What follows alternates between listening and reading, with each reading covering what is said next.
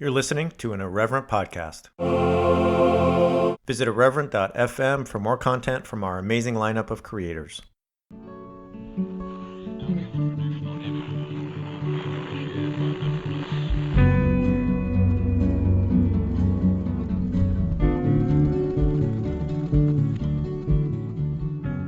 Welcome to Straight White American Jesus. My name is Brad Onishi, faculty at the University of San Francisco.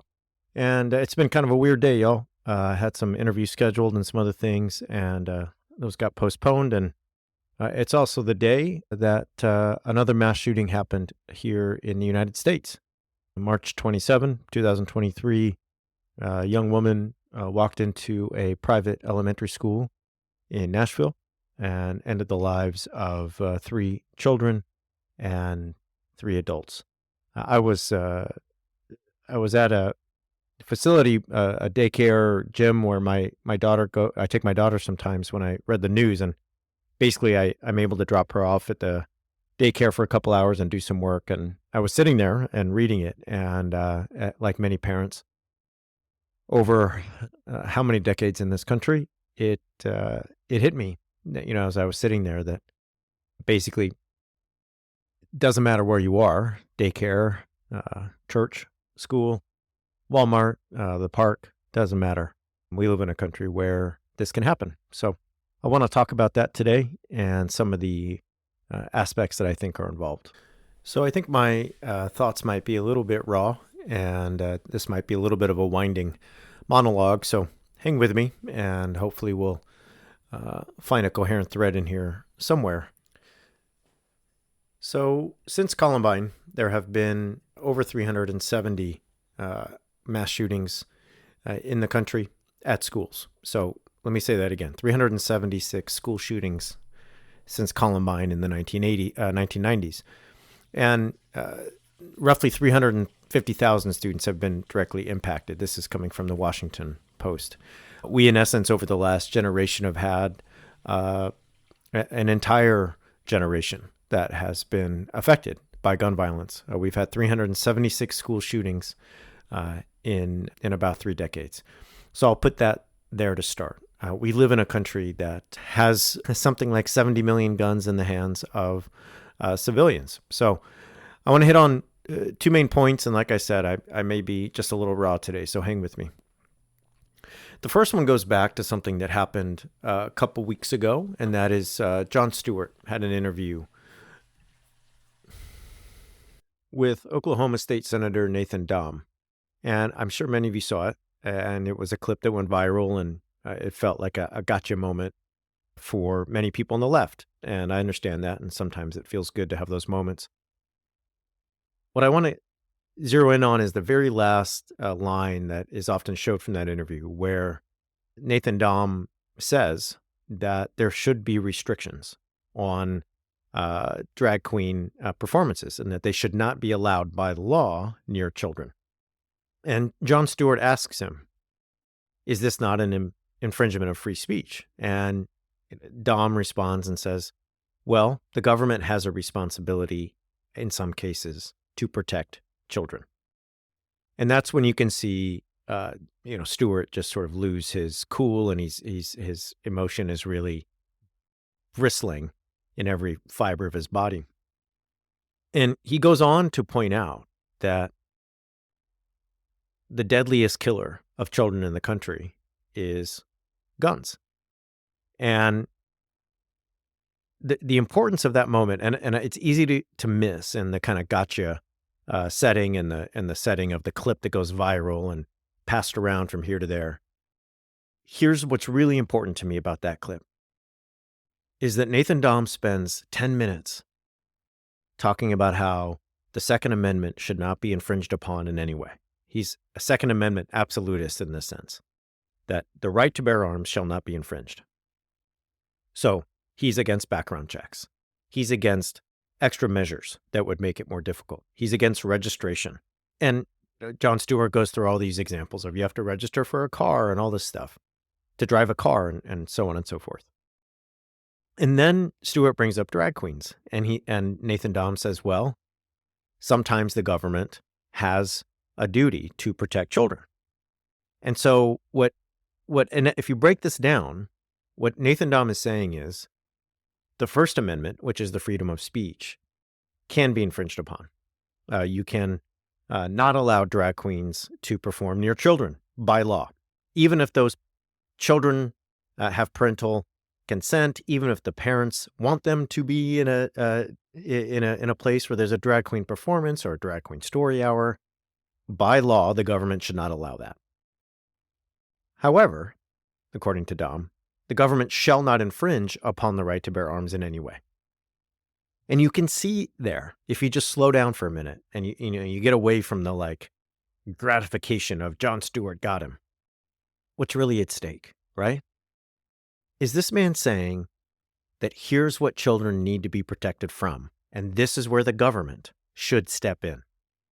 And this is something that we talk about on this show a lot, that conservatism in the contemporary GOP is not about small government.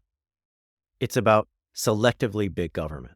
And it's selective because the government is envisioned as having a really important role when it comes to infringing upon people's rights.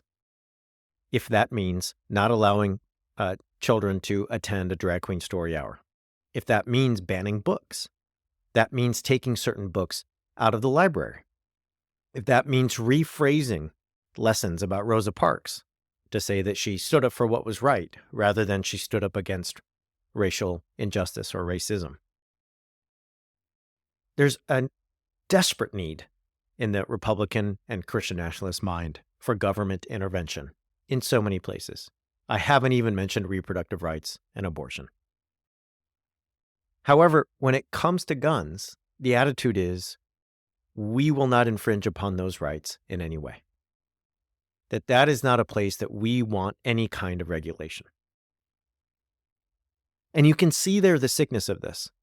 You can see there the sick and twisted logic that somehow this is the sacred right that will have no conditions, no limits. We all were taught as kids that you can't yell fire in a crowded movie theater. And the lesson of that is that your First Amendment rights are not absolute. There are limits. There are places where you actually cannot say whatever you want because it is a danger to others, because it's a danger to the common good, because it does not create a public space where one might be safe. But we live in a country where you cannot yell fire in a crowded theater. But in many places, you can bring a firearm into a crowded theater. And people like Nathan Dahm and many others want to tell you that somehow that makes sense. Today, Charlie Kirk tweeted that we should not ban assault rifles. We should ban gender-affirming care for children. And once again, intentionally or not, he sums up the absolute sick logic at play here. That the way to take care of children is not to allow them to express themselves in terms of how they feel in their own body, but to allow for an unregulated, unpilfered amount of AR-15s and other handheld killing machines in public, because supposedly that is what will keep them safe as children. And as Jon Stewart pointed out in that very famous interview, the number one killer of children in the country is handheld killing machines. So the logic and the data doesn't make sense, and it really points to a sickness. And here's where I'll say that we just live in a country where handheld killing machines are a sacred idol. And I've said this on the podcast before. If you've been listening to this show since the beginning, you know that. If you just started listening, let me say it again. If you stop calling a gun, and you just start calling it a handheld killing machine, because a gun has no other purpose other than to kill people or maim them or hurt them. And that could be people, it could be animals, if you're hunting, so on and so forth. But the purpose of a gun is to kill. If you're successful with what you're doing, you kill. So when somebody says, well, what are we going to do? Outlaw planes? Are we going to outlaw cars? Those kill people too. There's two responses. One, they're highly regulated. I fly all the time and I have to take off my shoes and go through metal detectors and check in and show my ID. I have to get my driver's license renewed. I have to do all kinds of stuff. Wear a seatbelt, whatever. We can talk all about it. But here's the other thing. Neither guns nor planes have the sole purpose of killing. They exist for reasons other than to kill. They exist to transport people from one place to another. Guns have no other function. They are handheld killing machines. So what Nathan Dahm and other representatives, along with the Charlie Kirks of the world, want you to think is that we should have an uninhibited, absolute right to handheld killing machines. But we should not have that when it comes to taking care of our children in the ways that they would like to exist in their bodies, when it comes to reproductive rights, when it comes to the books that they might read at school, and so on, and so on, and so on. One of the questions Jon Stewart asked in that interview, and I think is actually worth asking again, is, so when will we be safe? We have tens of millions of guns in civilian hands. The AR-15, which I'm going to get to in a minute, is all over the country. I mean, it is, if you go to a gun show or a gun store, it is the featured item. And as the Washington Post pointed out just this morning in a ridiculously long feature about the AR-15, it is now a symbol. It's a symbol for pro-handheld killing machine activists about what they want, and for others, it's a symbol of terror. But the question that Stewart asked, and I think it's just worth bringing up again, when will we be safe? If we have 70 million guns in civilian hands, will we be safe when we have 80 million guns? 90 million? 900 million? When are we going to be safe? And this brings me to a second point, and it's something that I've talked about on this show before. One of the reasons it's so difficult to talk about handheld killing machines and the Second Amendment in this country is because there's so much emotion involved.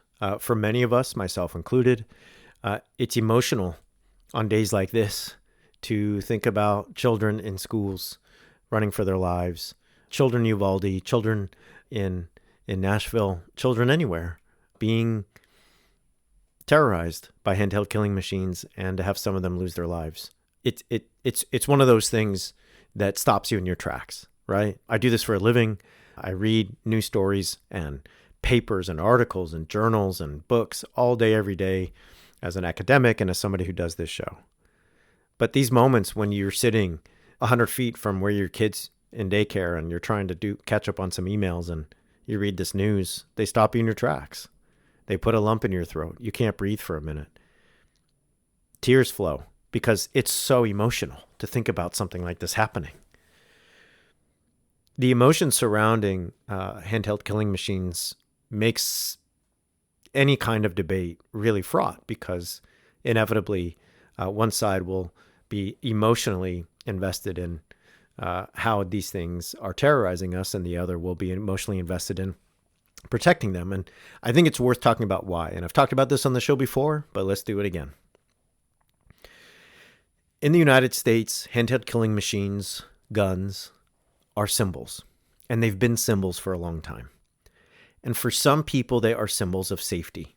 And that is why the Nathan Dahms of the world and the Charlie Kirks and many others, when they see an AR-15, they see something that protects them. And this has a long history. It has a long history in white supremacy. It has a long history going back to the slave plantations in the American South, where those with the weapons were able to control and terrorize others into obedience and enslavement. It has a long history with after the Civil War, when police forces and the what I should say is the antecedents to modern police forces were put in place before the Civil War to track down runaway enslaved people. And after the Civil War, when white men often armed themselves in order to protect themselves and their wives and their families from newly freed black men. It was a sense in which white people have felt threatened by others, whether they be black people, whether they be immigrants, whether they be those in the American West who were Native Americans or Mexican. It's a way for safety and protection and control. Talk about it all the time in my classes and on the show, but if you read Gorski and Perry, Flag and the Cross, they argue that white Christian nationalism is about three things. It's about freedom for white people by ordering the social dimension in a proper way where they are on top. And if they need to, they will use violence to make sure that the social order is properly aligned. The gun, the handheld killing machine, is a huge part of that. White evangelicals have the most favorable view of guns of any religious group in the country, and they have more guns than any other religious group in the country per capita, per person. It's not an accident that the white Christian nationalists would see the gun as something that protects them, that keeps them safe from all those people that are always trying to get them, to change the nation, to reverse the order of how things should be. The gun for them symbolizes protection, and there's ample evidence of this. I often cite an article from the University of Pennsylvania Law Review by Gahan and Brahman, who show us that when it comes to the idea of a gun, for many white folks, the gun symbolizes safety, protection, and heritage, something that you pass down from person to person, from generation to generation, and I'm going to come back to that in a second. But for many others, the handheld killing machine symbolizes terror. It symbolizes control. It symbolizes an attempt to scare them into getting in line when certain authorities want them to. For many others, the handheld killing machine has nothing to do with safety. It has everything to do with danger. It has everything to do with fear. And that really brings me to a piece in the Washington Post today that talks about the AR-15. The piece was, in a matter of amazing timing, posted just this morning. And here's a little bit of it. The AR-15 has gained a polarizing hold on the American imagination. Its unmistakable silhouette is used as a political statement, emblazoned on T-shirts and banners, and among a handful of conservative members of Congress on silver lapel pins. One Republican lawmaker, Representative Barry Moore of Alabama, introduced a bill in February to declare the AR-15 the national gun of America. So a couple of things. He introduces this bill in Black History Month. That's one. Number two, he thinks that the country needs a national handheld killing machine. I want you to think about the cultures and places you've studied in history. How many of them would have lionized the weapon so much that they would have had a national handheld killing machine or a national something? Something to think about. Number two, and our friend Annika Brockschmidt has written about this, to have a lapel pin with an AR-15 on it is really a manifestation of the sick logic I talked about a few minutes ago. The idea that this is something you believe in so much, the AR-15, that you would wear a pin on your blazer next to the American flag, a place where people might wear a pin about surviving cancer or some other traumatic thing they've gone through, a place where you might have a pin related to breast cancer or diabetes or lymphoma or whatever we may talk about. Here you're wearing one of a handheld killing machine, a machine designed to kill as many things as possible in as short amount of time as possible. The Post goes on to talk about how 10 of the 17 deadliest mass killings in the U.S. since 2012 and involved AR-15s. Las Vegas, 60 dead. Newtown, Connecticut, 27. Newtown was, of course, at a school. Sutherland Springs, Texas, 25. Uvalde, at a school, last year, 21. Parkland, Florida, a school, 17. San Bernardino, Aurora, Pittsburgh, Boulder, Buffalo.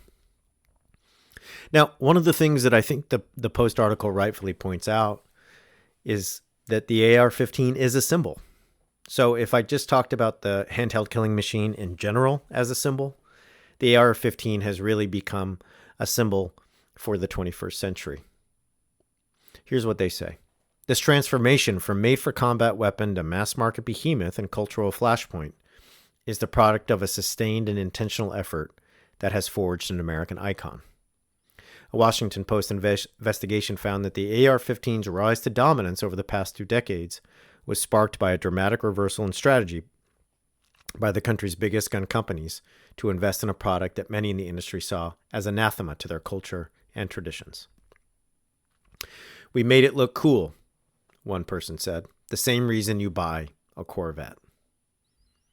Think about that. The goal was to make a handheld killing machine that can end the lives of dozens and dozens of people in only a matter of a minute into something akin to a Corvette.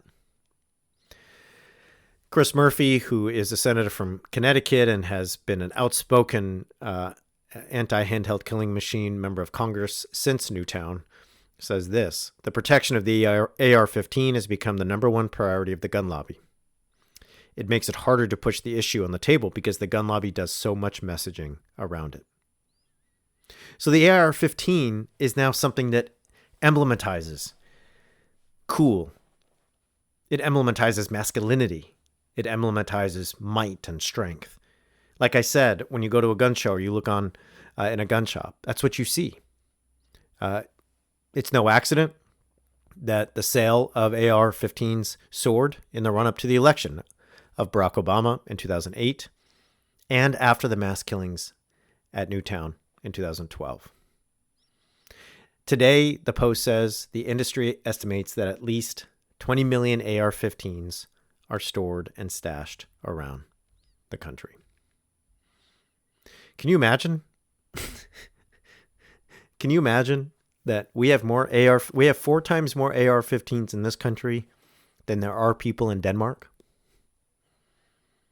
That we want to be a country that has a national gun? What does that say about us? All right, y'all. I want to talk about one more thing, and that is the idea of a groomer. We've been hearing a lot about groomers in this country for the last year and a half or 2 years.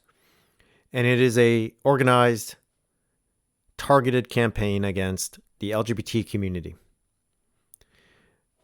Those on the American right, Christian nationalists, have started to label anyone who is part of the LGBT community as groomers. They have tried to link homosexuality or bisexuality or being trans as being inherently a groomer. And they have taken to this to the point where,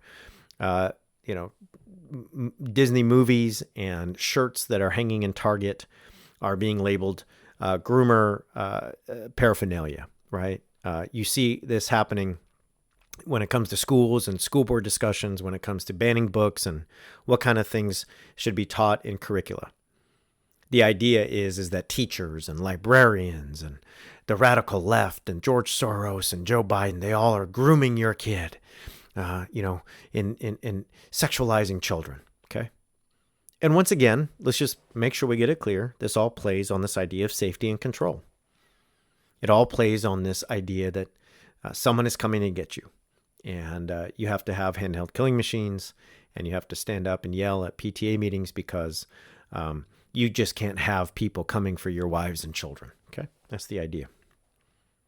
But I think there's something worth talking about today in light of what happened, and that is the fact that so many of the congresspeople who talk about groomers are the congresspeople who gladly show their Christmas cards every year where they're standing with their kids holding handheld killing machines. So these are the people that will say that they don't want it to be allowed for 10 or 14 or 16-year-olds to talk about sex or sexuality, gender, or anything else in public schools. But they're also the people that will gladly tell you that you should teach your 8-year-old son or daughter, your 10-year-old son or daughter, how to shoot a handheld killing machine, how to hold a Glock, how to be an accurate rifleman, how to hold and reload an AR-15. So these are folks that are going to say groomer, groomer, groomer when it comes to talking about gender-affirming care, when it comes to having honest and healthy discussions about sexuality, human development, gender when kids are asking and wondering about how these things work and what to do about them in their adolescence. They want to protect. They want to infantilize. And they want to call you a groomer because you're somehow infringing upon their family's ability to raise their kids how they want. But there are also people that when you get their Christmas card, they got 3 smiling kids and a mom and a dad, each holding a handheld killing machine. And I'm not sure how helpful this is, and I know I'm feeling raw. I'm not sure that this is going to lead anywhere, but it's just days like this, you have to say it. Those are the groomers. They're the ones who groom their children into killing machines from the youngest of ages. They're the ones that idolize handheld killing machines in shrines in their homes. They're the ones that deify machines whose only purpose it is to end life. That's grooming. That's teaching a way of life that's based on death. So the next time Uncle Ron talks about groomers, the next time Uncle Ron says, hey, I'm not sure I want my kid hearing about LGBT characters or, having to learn about Japanese incarceration.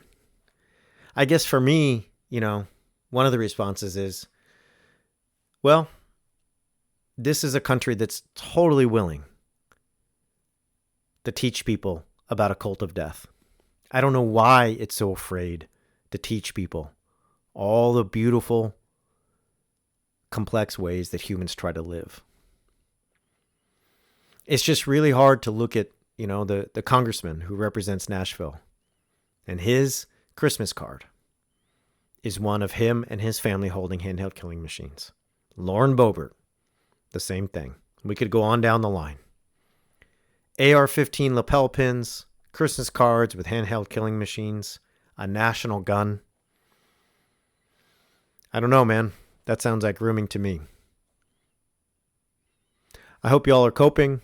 I hope y'all are finding ways to get involved, to activate, to write letters and postcards, to gather together and not give up. Because on days like this, it really does feel like that would be the easier thing to do. We appreciate you all.